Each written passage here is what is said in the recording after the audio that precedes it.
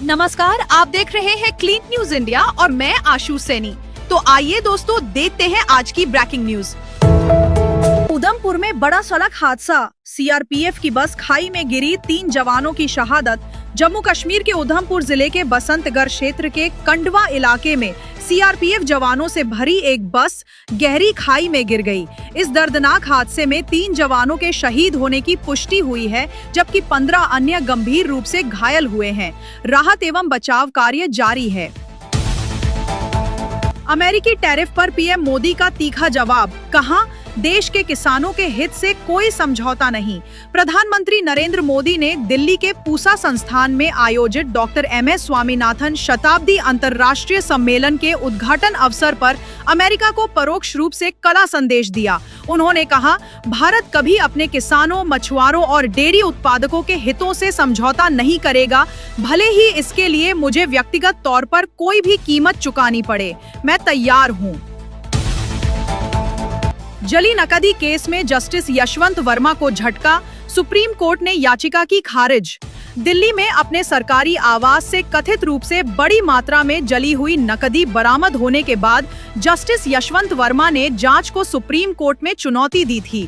आज सर्वोच्च न्यायालय ने उनकी याचिका को खारिज कर दिया, जिससे अब जांच एजेंसियों के लिए रास्ता साफ हो गया है। संसद में जारी मानसून सत्र का 14वां दिन, हंगामे के बीच विधायी कार्य संभव। लोकसभा और राज्यसभा दोनों में आज भी जोरदार हंगामे की संभावना है।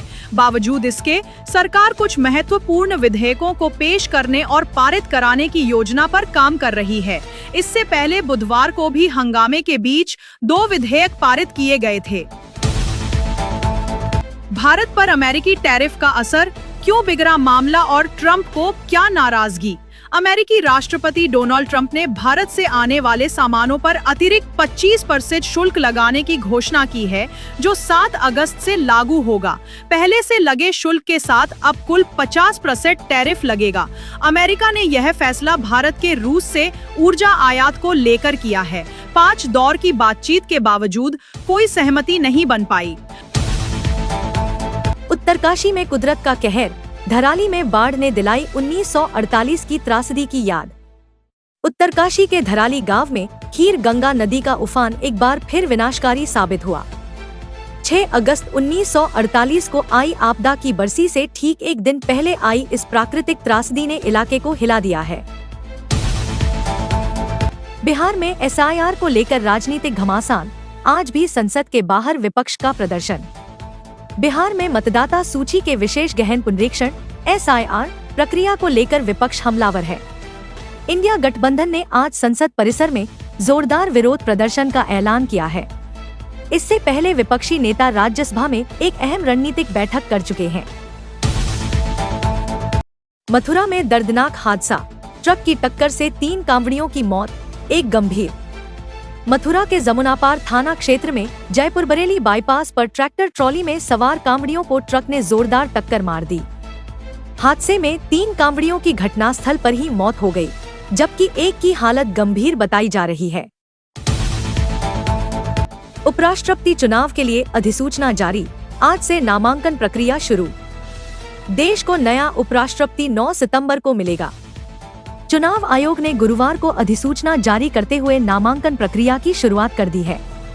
उम्मीदवार 21 अगस्त तक पर्चा दाखिल कर सकेंगे, 22 को जांच और 25 अगस्त तक नाम वापस लिए जा सकेंगे। नीतीश कुमार का शिक्षकों को तोहफा, तबादले में अब दे सकेंगे 3 जिलों का विकल्प। बिहार के शिक्षकों के लिए अच्छी खबर है। मुख्यमंत्री नीतीश कुमार ने घोषणा की है कि अब शिक्षक स्थानांतरण प्रक्रिया में 3 जिलों को विकल्प के रूप में चुना जा सकेगा। यह फैसला सोशल मीडिया पर जारी संदेश के जरिए साझा किया गया। ड्रग्स केस में पंजाबी सिंगर बाज सरन गिरफ्तार, 10 साल से था फरार। पंजाबी संगीत जगत को झटका देते हुए नारकोटिक्स कंट्रोल ब्यूरो (एनसीबी) ने गायक बाज सरन को 1 दशक पुराने ड्रग्स मामले में गिरफ्तार कर लिया है। सूत्रों के मुताबिक सरन लंबे समय से कानून से बचते फिर रहे थे, लेकिन अब एजेंसी ने उन पर शिकंजा कस दिया है। उत्तरकाशी आपदा, घायल जवान ने सुनाई भयावह रात की कहानी। हर्षिल के सेना कैंप में तैनात एक जवान ने उत्तरकाशी में आई आपदा के खौफनाक मंजर को साझा करते हुए बताया कि अचानक भागो भागो की आवाजें सुनाई दी और देखते ही देखते 15 फीट ऊंचा सैलाब सब कुछ बहा ले गया। भारत पर ट्रंप का बड़ा फैसला, 27 अगस्त से 25% अतिरिक्त टैरिफ लागू। अमेरिका ने भारत पर आयात शुल्क बढ़ाकर कुल 50% कर दिया है।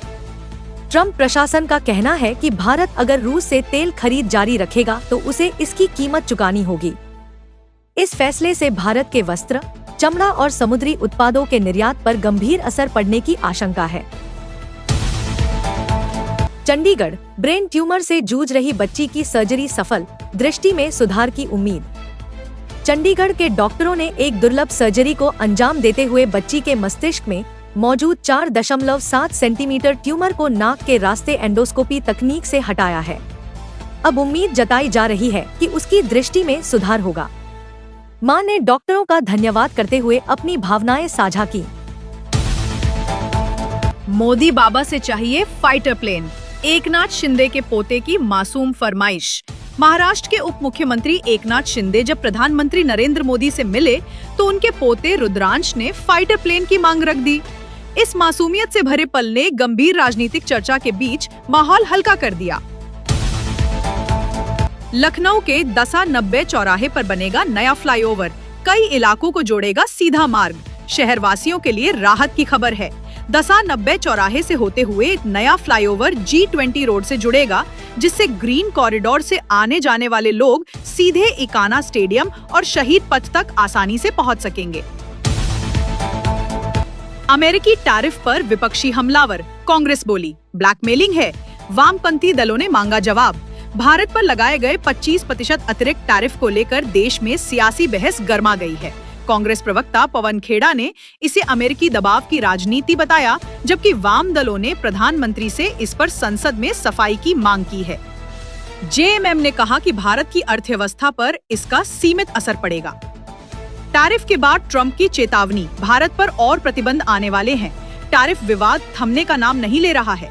अमेरिकी राष्ट्रपति डोनाल्ड ट्रंप ने पत्रकारों से बात करते हुए कहा, अभी तो सिर्फ 8 घंटे बीते हैं और भी बहुत कुछ होगा। उन्होंने संकेत दिए कि भारत पर और प्रतिबंध लगाए जा सकते हैं क्योंकि वो रूस से तेल खरीदना जारी रखे हुए है। पंजाब के सीएम भगवंत मान को आतंकी धमकी, एसएफजे के पन्नू ने दी चेतावनी। खालिस्तानी आतंकी संगठन सिख फॉर जस्टिस के प्रमुख गुरपतवंत सिंह पन्नू ने पंजाब के मुख्यमंत्री भगवंत मान को जान से मारने की धमकी दी है। वीडियो में उसने 15 अगस्त को फरीदकोट को टारगेट बनाने की बात कही है। प्रशासन अलर्ट पर है और सुरक्षा बढ़ा दी गई है। राजस्थान में बर्बरता, 25 कुत्तों की गोली मारकर हत्या, आरोपी गिरफ्तार। झुंझुनू जिले में मानवता को शर्मसार करने वाली घटना सामने आई है, जहां एक व्यक्ति ने 25 से अधिक आवारा कुत्तों को गोलियों से भून दिया। इस अमानवीय कृत्य का वीडियो वायरल होते ही पुलिस ने आरोपी श्योचन बावरिया को गिरफ्तार कर लिया। ग्रामीणों में भारी आक्रोश है और सख्त सजा की मांग हो रही है। अगर आपको वीडियो अच्छा लगा हो तो वीडियो को लाइक करना, शेयर करना और clean news India Hindi channel को सब्सक्राइब करके बेल आइकन को जरूर दबा देना।